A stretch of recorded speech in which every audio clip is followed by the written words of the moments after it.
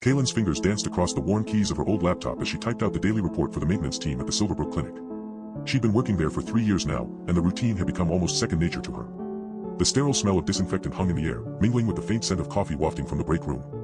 As she finished typing, Kaelin's gaze drifted out the window towards the rows of neatly arranged parking spaces beyond the clinic's perimeter fence. A subtle hum of fluorescent lights overhead provided a constant background noise that seemed to lull her into a state of complacency. She'd grown accustomed to the soft murmur of voices from the nurses' station, where Akira and Jax were discussing something in hushed tones. Suddenly, Kaelin's thoughts snapped back to attention as she realized she'd forgotten to enter the updated patient roster for today's sessions. A faint sense of unease crept up her spine as she hesitated over the keyboard. Her eyes drifted towards the calendar on her screen, where a series of neatly color-coded blocks and annotations stretched out before her. A small discrepancy caught Kaelin's attention. The appointment schedule was running slightly off-sync with the actual time slots allocated for each patient. It was almost imperceptible, but enough to make her frown in concentration. The clinic's administrative system, known as Sybil, seemed to have malfunctioned or been modified without her knowledge.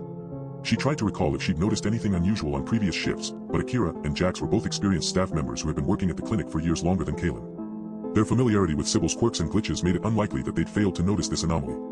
A growing feeling of unease settled in the pit of her stomach as she wondered if anyone else might have noticed the discrepancy. Kaelin pushed her chair back from the desk, deciding to investigate further before submitting today's report. She stood up, smoothing out her worn scrubs and made her way towards the nurse's station to discuss the issue with Akira and Jax.